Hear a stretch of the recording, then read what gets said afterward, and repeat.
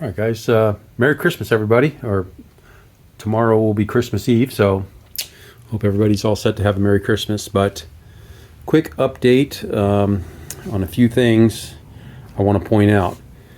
Basically, when you want to get your balancer and everything all set up here and your top dead center and whatnot using a piston stop. One thing, so I've got this balancer. But this is not the SFI version, but I have the SFI version on here. That was recommended by my machine shop. Says he uses them all the time. There's no problem. This is the non-SFI one. I just went with something inexpensive to get the rotating assembly balanced, and I'll use it for now. I'm not sure if this is we can switch them or whatever down the line, but. One thing I want to note out on this one, and this is the Summit part number. So with a 331, this particular scat crank needs to be 28 ounce imbalance, which is an early 289 or 302. So with this one here, so see it says not a 5 liter. Now it doesn't mean you can't use it on a 5.0, but generally the 5.0s were 50 ounce imbalance. But what it really means is the timing marks are not set up in the right location.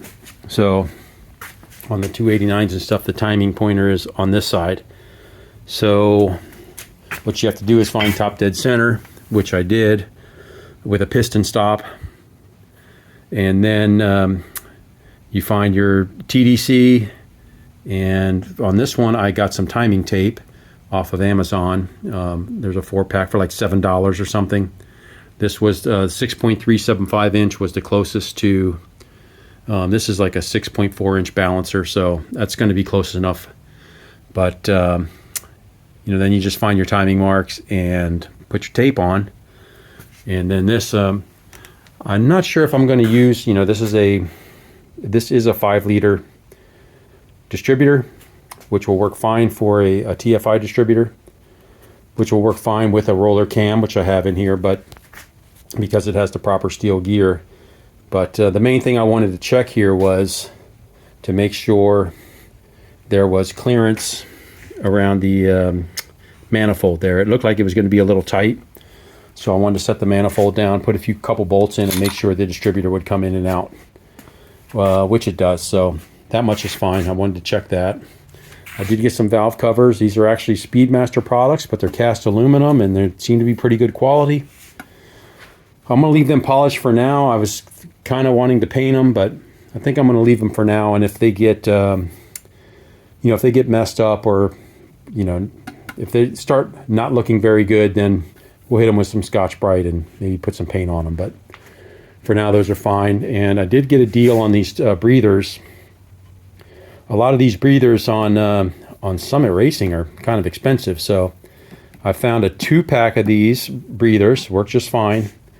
On Amazon, a pair of them for $12, and normally they're like $20 a piece on Summit for anything with any type of name brand.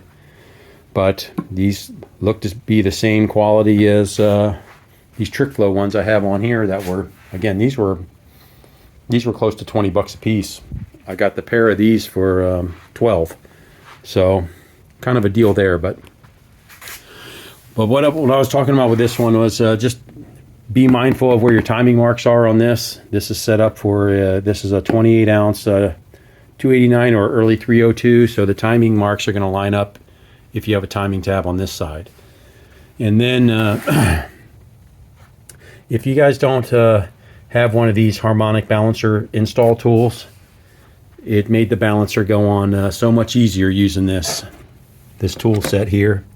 So you just find the right deal, crank it on, lube it up a little bit. It does have a bearing, and it's slid on so easy. But the reason I did that is because I have used the impact gun to slide them on in the past, and I've had them where either the balancer was a little tight or whatever. The tolerance was incorrect because these are a interference fit.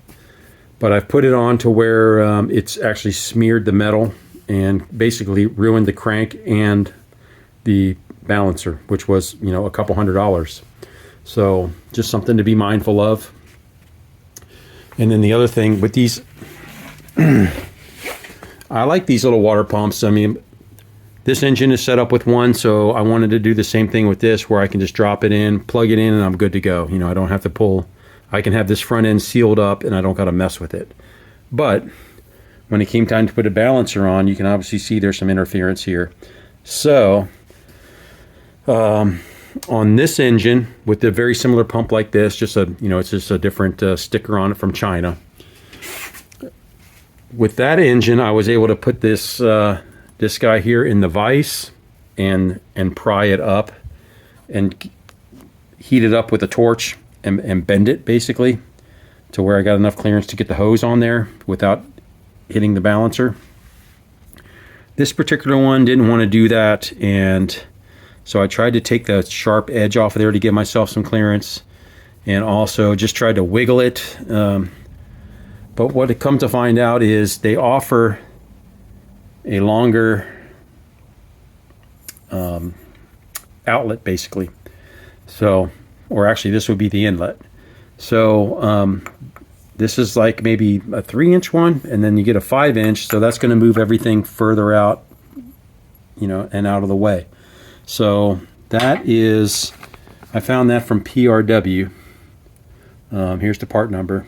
So this is an 1 3/4 hose, 5-inch long billet, 529-2085. This was $28. So the whole pump was $100. Why they can't either put this at the right angle to where it clears, or provide you with one that does clear. And again, this is not like an oversized balancer. As you can see, this is a factory timing mark, and it does fit there, so it's not anything that's oversized. This is OE style, OE size. Why they can't put this in the correct orientation is beyond me. Another one of my pet peeves with these is this is really a pain. You kind of have to leave this bolt off to kind of get a straight shot to put this one in. Some people have suggested to go ahead and use a stud, and then you just put a bolt on there. That's fine, but I mean, this is what the pump comes with, is an Allen head. So in the past, and because I have used these before, I have an Allen key that I cut down short to fit in here to get the last little bit. Because even this, you know, as you can see, it's in the way to even do anything. And that's on both sides. The top, no problem. But that's kind of the trials of using these cheap water pumps. So make sure you put in your budget $27 or so for the correct or a water inlet that will work. And again, luckily PRW does have one. So that's a couple things where I'm at here. Otherwise, we're all set. And I'm not sure if I'm going to run this distributor, which, you know, looking at the carb swap video that I kind of used to set this car up from going from EFI to carb, Adam Grover from Grover Boys Racing. So, you know, he said you can just tap into here, like the positive and negative terminals here, to fire the MSD box. So I may just get the pigtail for this and do a plus and minus plug that will plug into my ignition box, and I can just run this, because the thing is, it's already got a steel gear on it, so that's kind of good. So we can try this, or when we swap over, obviously we can just swap the distributor over. But you know, I'm kind of trying to do like a carb to pan thing, so it can just drop right in. And I kind of want to experiment with a different size carb also. So maybe that's a 750 double pumper on there. Maybe I want to try an 850 or just have an extra carb. So that's kind of where we're at, guys. For the 333 Project Triple Trace, 12-to-1, small block Ford, low stroker 289 block. And hope everybody has a Merry Christmas. I have noticed I've got a few more subscribers. We are over 900, still haven't made 1,000 after all these years on YouTube, which goes to show that, yeah, I know I don't make great videos, but I'm not doing it for the subscriber count. It's just nice to see if some people like it enough to subscribe. But nonetheless, hope everybody has a Merry Christmas, Happy New Year, stay safe out there. We hope to be at the track the first week of January down in Lodi at Kingdon Drags. We won't be testing this motor, or engine, engine. This is running fine, so we'll go ahead and run this, and then when there's a break between racing, we'll throw this on here and see what this does. But I kind of want to fire this off, you know, on the ground here or something, and see what, you know, make sure everything is sealed up.